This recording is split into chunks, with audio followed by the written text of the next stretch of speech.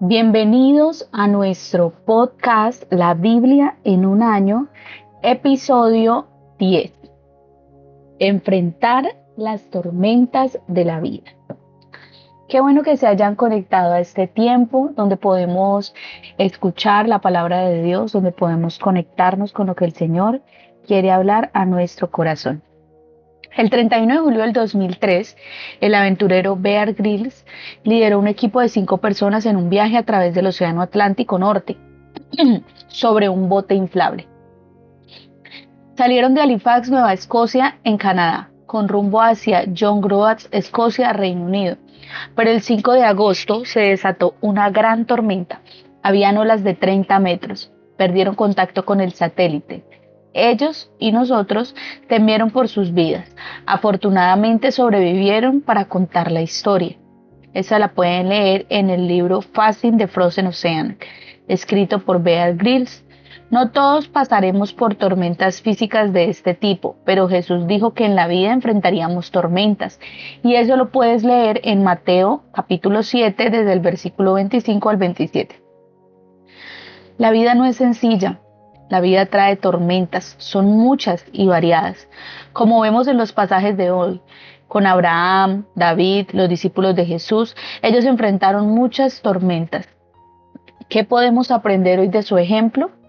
Pues vamos a leer los versículos bíblicos que el Señor nos comparte en este tiempo, para que podamos conocer que no solamente nosotros vivimos tormentas difíciles en nuestra vida, sino que también otros cristianos han atravesado por cosas similares o peores a las nuestras. Vamos a leer el Salmo capítulo 7 desde el versículo 10 hasta el versículo 17 y lo vamos a estar leyendo en la Nueva Traducción Viviente.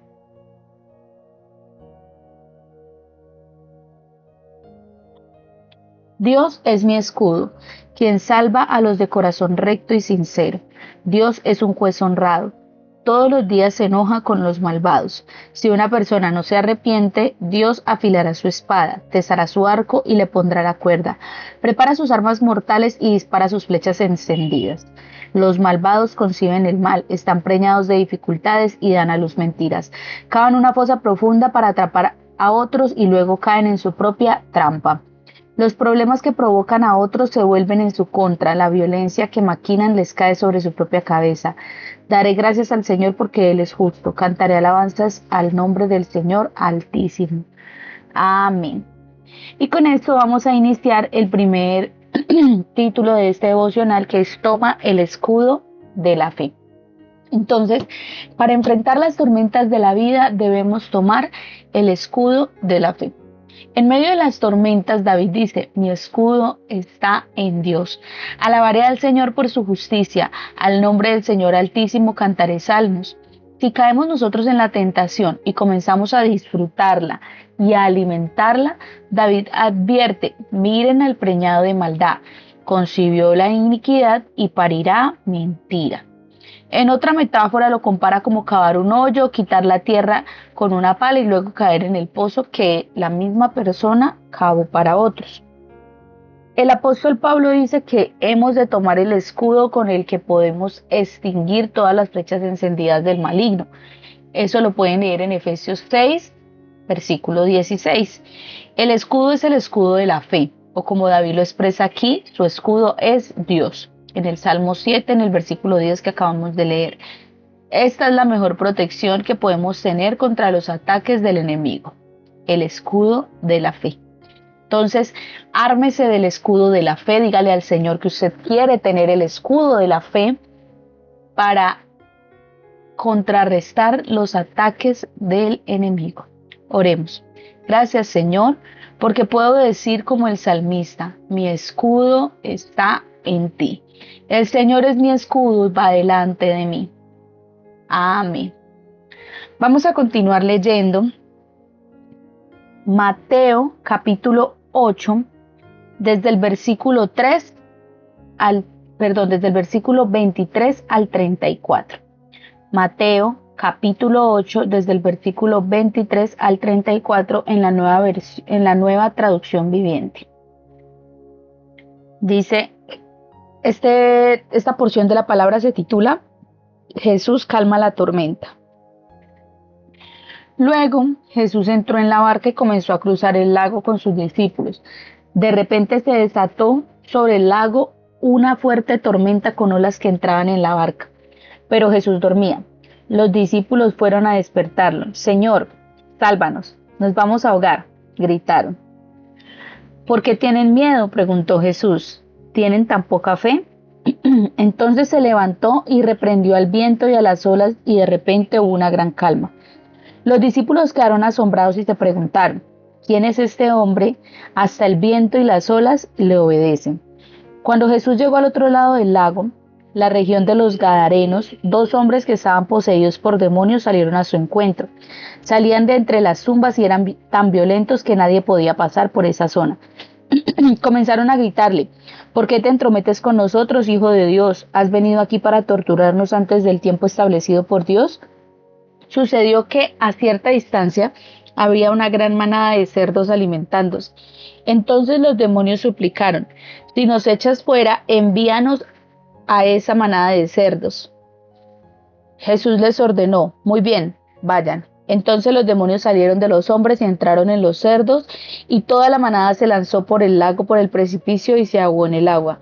Los hombres que cuidaban los cerdos huyeron a la ciudad cercana y contaron a todos lo que había sucedido con los endemoniados. Entonces toda la ciudad salió al encuentro de Jesús, pero le rogaron que se fuera y los dejara en paz.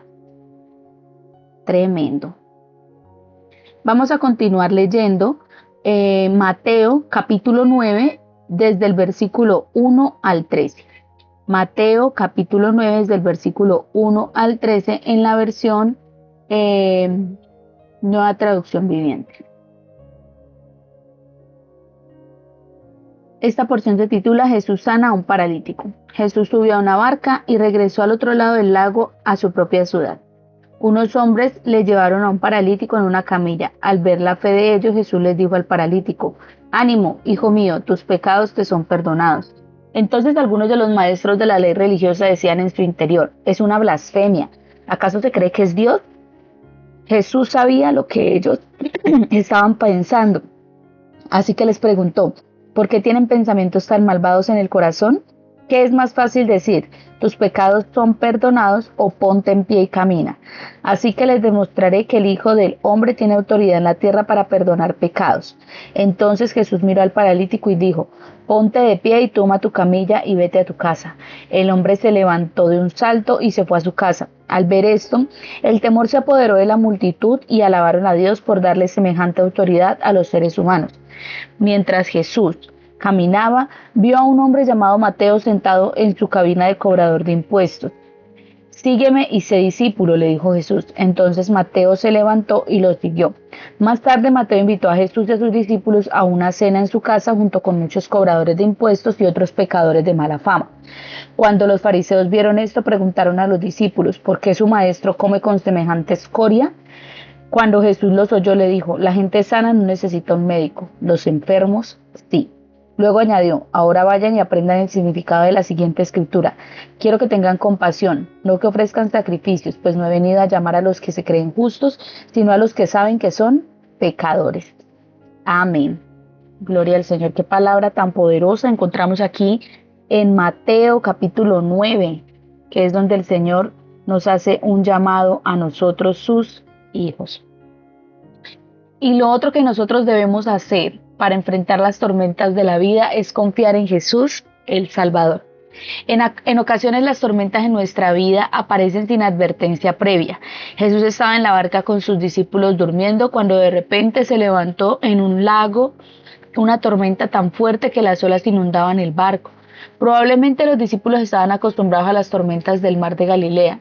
El lago era conocido por sus tormentas repentinas que agitaban las aguas y generaban olas de 6 metros de altura. No obstante, esta tormenta debe haber sido particularmente grave porque los discípulos despertaron a Jesús y le dijeron, nos vamos a ahogar. Es normal sentir pánico durante las tormentas de la vida. ¿Sí? Normalmente eso nos sucede. En ocasiones pareciera que Jesús está dormido, que no nos escucha, que no quiere respondernos, pero eso no es así. Él siempre está allí. A veces creemos que Él no quiere hacer nada, pero en realidad sí es así. O pensamos que es como si Él no hiciera nada en nuestra vida, pero en realidad no es así. Él sí está haciendo. Pero profundamente podemos clamar como hicieron ellos: Señor, sálvanos. Señor, sálvanos. Y nosotros lo podemos hacer, podemos rogarle a nuestro Señor que nos salve. La respuesta natural ante las tormentas de la vida es dudar y temer. Jesús dice la respuesta a las tormentas debe ser la confianza, porque Él ahí les dice: hombres de poca fe, y a no tener miedo. Porque tienen tanto miedo? Jesús es capaz de calmar la tormenta, y eso es justamente lo que hizo. Habiendo mostrado control sobre los elementos naturales, hasta los vientos y las olas le obedecen. Prosigue demostrando control sobre los poderes del mal mediante la liberación de los endemoniados. Jesús estaba más interesado en la gente que en las posesiones, a diferencia de quienes le rogaron que abandonara su región. ¿Sí? Ellos le dijeron: mejor váyase, y lo echaron cuando él estaba preocupado por las personas que estaban endemoniadas. Luego Jesús enfatiza que el perdón es más importante que la sanidad, pero la sanidad no es algo menor. Jesús realiza ambas cosas. Muestra su poder sobre la enfermedad y la discapacidad al sanar a un paralítico. Al ver eso, la multitud se llenó de temor y glorificó a Dios por haber dado tal autoridad a los mortales. ¿Sí? Entonces nosotros debemos darle gracias a Dios y confiar en Él, así como lo que estamos leyendo aquí. Tenemos que confiar en nuestro Señor, porque Él nos dice: hombres de poca fe. Tenemos que poner y depositar nuestra confianza en el Señor, porque Él es el único que puede ayudarnos en medio de tiempos difíciles. En medio de las tormentas hay tiempos de calma también. El pasaje de hoy concluye con un momento así, cuando Jesús llama a Mateo a seguirlo. Jesús es invitado a cenar a la casa de Mateo. Los fariseos se muestran sorprendidos al ver que Jesús come con muchos recaudadores de impuestos y pecadores, y dicen: ¿por qué come su maestro con recaudadores de impuestos y con pecadores? Al oír esto, Jesús contestó: no son los sanos los que necesitan médicos, sino los enfermos. Pero vayan y aprendan lo que significa: lo que pido de ustedes es misericordia, no sacrificios, porque no he venido a llamar a justos, sino a pecadores. Entonces allí es donde: ay, que ese es terrible y busca del Señor. Pues claro, nuestra maldad es la que nos lleva a necesitar cada vez más del Señor. Por eso nosotros lo buscamos y estamos cerca de Él, porque necesitamos de Él. Sí, porque nuestra vida sin Él sería un caos. Al oír esto, Jesús les contestó: no son los sanos los que necesitan médico, sino los enfermos. Dígale al Señor: Señor, yo estoy enfermo y necesito al médico de médicos, al doctor de doctores. La misericordia de Dios es su bondad y perdón hacia personas que no lo merecen, o sea, hacia quienes, hacia ti y hacia mí. Hoy podemos recibir y disfrutar su misericordia, y luego así poder ser compasivos con los demás. Oremos juntos. Señor, gracias porque en todas las tormentas de la vida puedo clamar: Señor, sálvame. Ayúdame a confiar en ti en estos momentos y no tener miedo. Dígale: Señor, ayúdame a no temer. Otra de las maneras en las que podemos enfrentar las tormentas de la vida es agradeciendo a Dios por su provisión. Vamos a leer Génesis. Acompáñenme y leemos juntos Génesis, todo el capítulo 21. Vamos a estar leyendo Génesis, el capítulo 21, el capítulo 22 y el capítulo 23. Esos 3 capítulos completos de Génesis los vamos a estar leyendo en la Nueva Traducción Viviente. Para que me acompañen, recuerde Génesis 21, capítulo 21, el capítulo 22 y el capítulo 23 completo en la Nueva Traducción Viviente.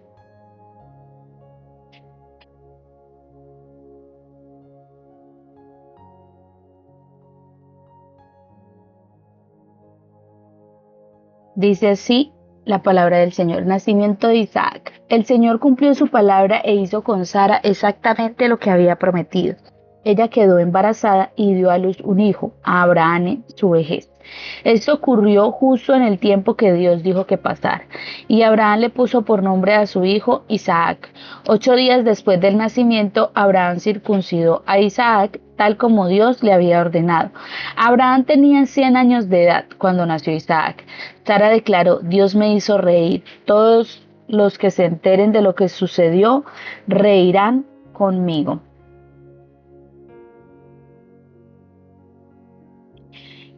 ¿Quién le hubiera dicho a Abraham que Sara amamantaría un bebé? Sin embargo, le he dado a Abraham un hijo en su vejez.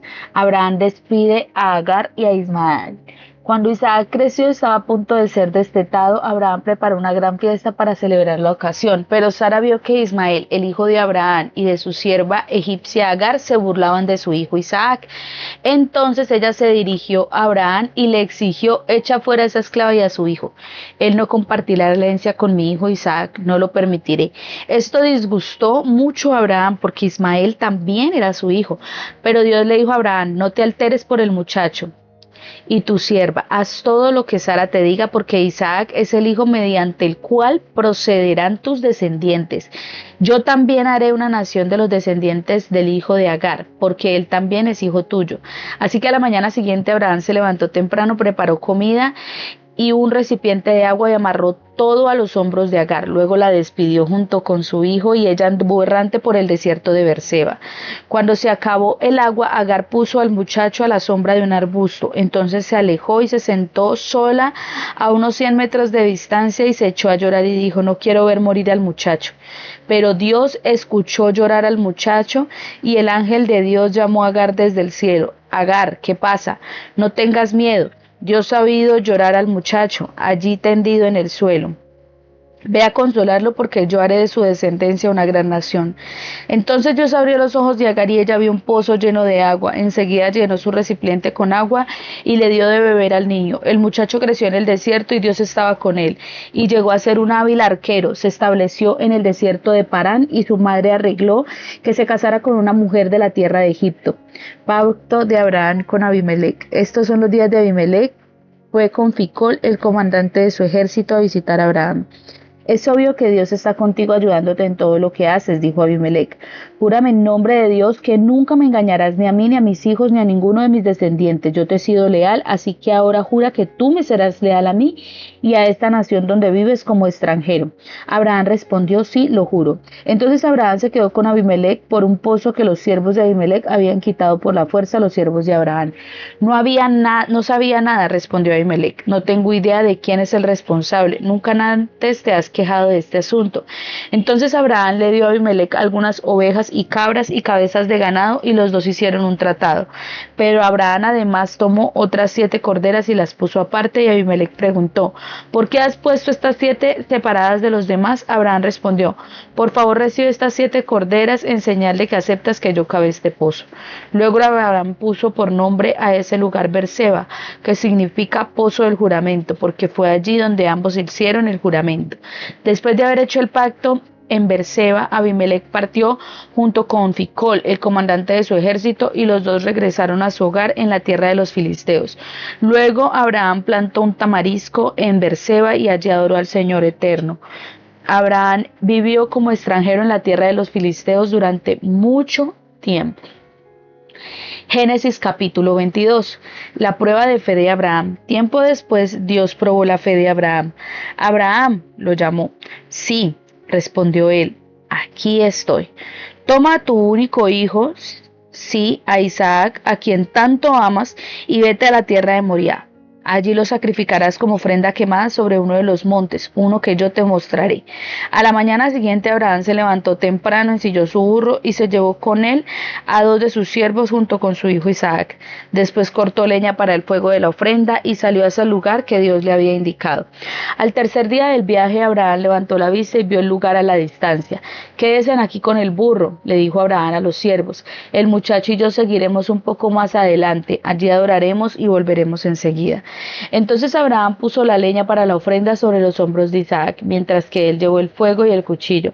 Mientras caminaban juntos, Isaac se dio vuelta y le dijo a Abraham: ¿Padre? Sí, hijo mío, le contestó Abraham.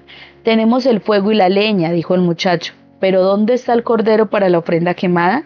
Dios proveerá un cordero para la ofrenda quemada, hijo mío, le contestó Abraham.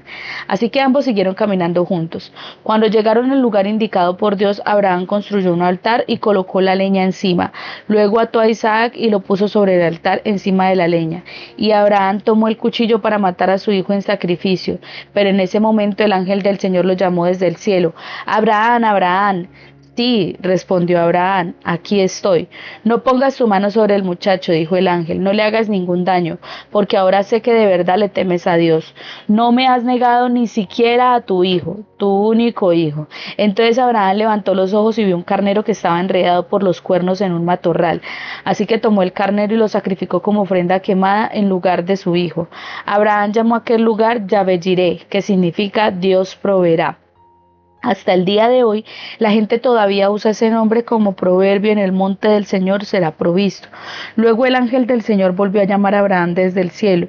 El Señor dice que ya que has obedecido y no le has negado ni siquiera a tu hijo, tu único hijo, juro por mi nombre que ciertamente te bendeciré, te multiplicaré tu descendencia hasta que sea incontable como las estrellas del cielo y la arena de la orilla del mar. Tus descendientes conquistarán las ciudades de sus enemigos y mediante tu descendencia todas las naciones de la tierra serán benditas. Todo eso porque me has obedecido. Luego volvieron al lugar donde estaban los siervos y viajaron de regreso a Beerseba, donde Abraham siguió habitando. Poco tiempo después, Abraham oyó que Milca, la esposa de su hermano Nacor, le había dado a Nacor 8 hijos. El mayor se llamaba Uz, el siguiente era Buz, seguido por Kemuel, antepasado de los arameos, Kesed, Aso, Pildas, Hidlaf y Betuel. Betuel fue el padre de Rebeca, además de esos 8 hijos de Milca. Nacor tuvo otros 4 hijos con su concubina Reumá. Sus nombres eran Teba, Gaán, Taás y Maca. Génesis capítulo 23. Entierro de Sara. A la edad de 127 años, Sara murió en Kiriat Arba, actualmente se llama Hebrón, en la tierra de Canaán. Allí Abraham hizo duelo y lloró por ella. Luego se apartó del cuerpo de su esposa y dijo a los ancianos hititas: aquí estoy, vivo entre ustedes como forastero y extranjero. Por favor, véndame una parcela de un terreno para darle un entierro apropiado a mi esposa. Escúchenos, señor, respondieron los hititas a Abraham. Usted es un príncipe de honor entre nosotros. Escoja la mejor de nuestras tumbas y entiérrela allí. Ninguno de nosotros se negará a ayudarle en ese sentido. Entonces Abraham se inclinó hasta el suelo ante los hititas y dijo: ya que ustedes están dispuestos a brindarme en esa ayuda, sean tan amables de pedir a Efrón, hijo de Zohar, que me permita comprar su cueva en Macpela, que está al final de su campo. Yo pagaré el precio total en presencia de testigos a fin de tener un lugar permanente donde enterrar a mi familia. Efrón estaba sentado allí entre los demás y respondió a Abraham mientras los demás escuchaban: hablo públicamente delante de todos los ancianos hititas de la ciudad. No, mi señor, le dijo a Abraham, por favor escúcheme, yo le regalaré el campo y la cueva aquí mismo en presencia de mi pueblo. Se lo regalo, vaya y entierre a su esposa.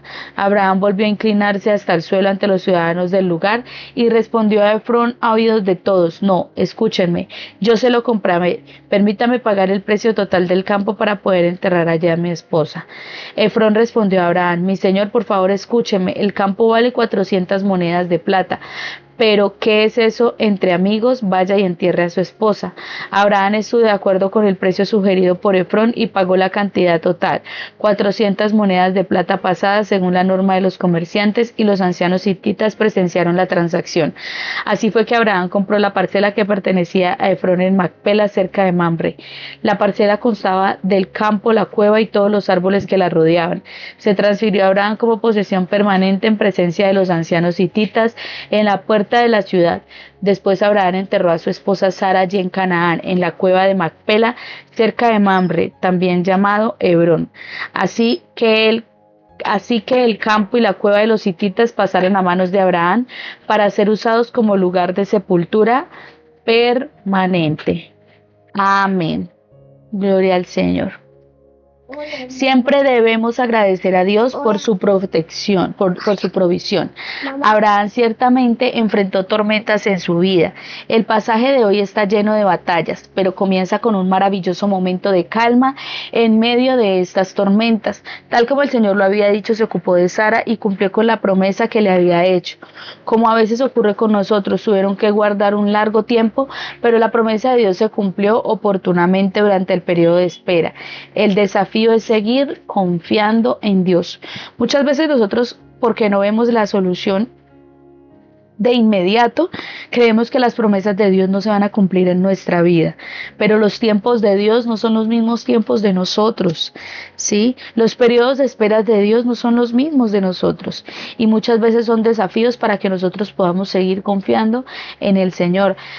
En el caso que acabamos de leer, Sara quedó embarazada y le dio un hijo a Abraham en su vejez. Esto sucedió en el tiempo anunciado por Dios. Fue un momento de gran alegría. Y Sara dijo, Dios me ha hecho reír y todos los que se enteren que he tenido un hijo se reirán conmigo.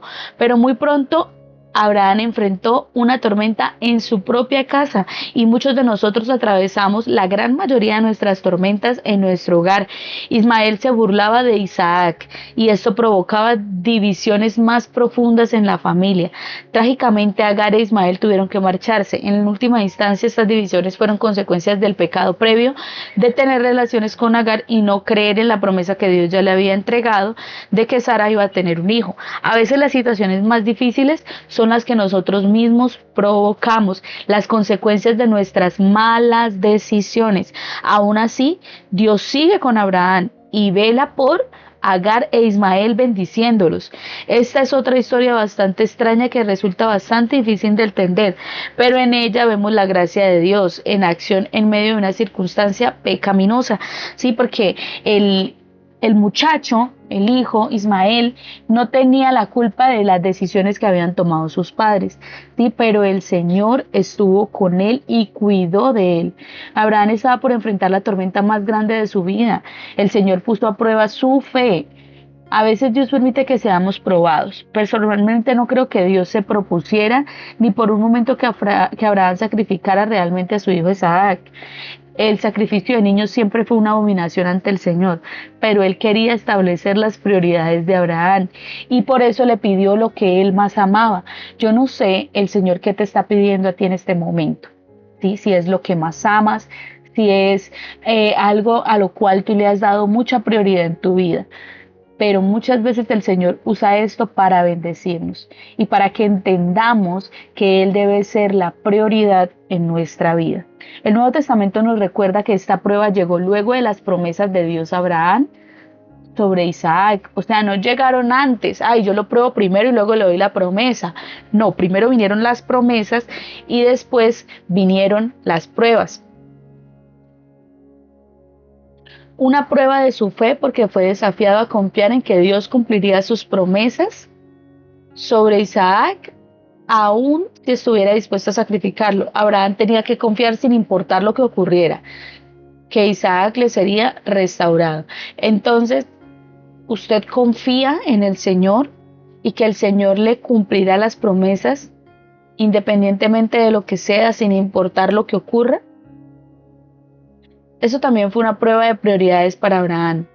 Nuestra relación con Dios debe ser la prioridad principal sobre los demás amores, hijos, esposos, padres, hermanos, por encima de la visión que Dios nos haya dado para nuestra vida, aún por delante de nuestras relaciones humanas más estrechas. Abraham estuvo dispuesto a obedecer a Dios sin importar el costo. Su gran fuerza era que amaba a Dios más que cualquier otra cosa o persona. Afortunadamente Dios proveyó el sacrificio necesario, el cordero. Hijo mío, lo proveerá Dios. Eso está en Génesis capítulo 22, versículo 8, que fue lo que Abraham le respondió a Isaac cuando él le preguntó que dónde estaba el cordero que iban a sacrificar. Esto prefigura el gran sacrificio de Dios haría en nuestro lugar. Al pensar cómo se había sentido Abraham en cuanto a la posibilidad de sacrificar a su único hijo, tienes un indicio de lo que le costó a Dios dar a su único hijo por ti y por mí. Jesús es el Cordero de Dios que quita el pecado del mundo. Lo leemos en Juan capítulo 1, versículo 29. Si Dios proveyó el sacrificio máximo para satisfacer tu necesidad más grande, ¿Acaso no crees que va a proveer para satisfacer tus demás necesidades? Si Dios nos satisface con nuestra necesidad de salvación, y es la más grande, es el máximo sacrificio enviando a su Hijo Jesucristo, ¿acaso Dios no va a proveer para satisfacer sus otras necesidades? Yo no sé qué necesidades estás teniendo en estos momentos, de alimento, de un techo, pagar el arriendo, los servicios, comprar una casa, un medio de transporte, sus prendas de vestir, un esposo, una esposa, un hijo. Si Dios satisface nuestra necesidad de salvación, obviamente Él se va a encargar de las necesidades más pequeñas que tienes en estos momentos. Una sanidad de alguna enfermedad. Aquí Abraham llama a Dios Jehová Jireh, el Señor provee. Es importante reconocer que toda la provisión de nuestra vida viene de Dios. Y eso no es por lo que nosotros somos o por lo que nosotros hagamos. Eso es parte del carácter de Dios. Eso es parte de lo que Dios es. Dios es el gran proveedor. Muy a menudo he comprobado la veracidad de esto en mi propia vida y en las personas que me rodean. Dios es fiel a sus promesas. Y como dice el apóstol Pablo, así que mi Dios les proveerá todo lo que necesiten conforme a sus gloriosas riquezas que tienen en Jesucristo Jesús. Eso lo pueden leer en Filipenses 4:19. O sea, Él no nos da conforme a lo que nosotros somos. Él nos da conforme a lo que Él es, y Él es grande, Él es abundante. Entonces nosotros debemos depositar nuestra confianza en Él. Nuestra tarea es obedecer a Dios, buscar primeramente el reino de Dios y su justicia, y que lo demás sea por añadidura, porque Él promete que si lo hacemos, Él proveerá todas nuestras necesidades, o sea, todas las cosas van a ser añadidas. La provisión y la bendición de Dios son increíblemente grandes, incluyendo esto: todas las naciones del mundo serán bendecidas por medio de tu descendencia. Amén. Bueno, yo les voy a invitar para que realice esta oración conmigo. Gracias, Señor, porque eres mi escudo, eres mi proveedor y eres mi salvador. Ya sé cómo enfrentar las tormentas que se me presentan en la vida, declarando que tú eres el escudo mío, Señor, creyendo que tú eres mi proveedor y mi salvador. Ayúdame a confiar en ti y a no tener miedo, a que mi fe no desfallezca. Ayúdame a tenerte como la prioridad número 1 en mi vida. Hoy quiero actuar correctamente, Señor, frente a las tormentas de la vida, así como me has enseñado. La pastora Pipa añade y dice en Mateo capítulo 8 versículo 23 y en Mateo capítulo 9 versículo 13, vemos que en el Nuevo Testamento nos recuerda sobre la importancia de confiar en Jesús, aun cuando las cosas no lucen grandiosas. Él tiene el poder de resolver incluso la situación más difícil. Amén. Eso es cierto que sí. Ese comentario que realiza la pastora Pipa. Bueno, hermanos, muchas gracias por conectarse a este tiempo. Recuerde que este devocional fue escrito por el pastor Nicky Gumbel de la iglesia HTB en Londres, y la voz que le dio vida a este podcast es la de Surizada y González. Enfrente las tormentas de la vida de la mano de nuestro buen Dios. Que el Señor les bendiga.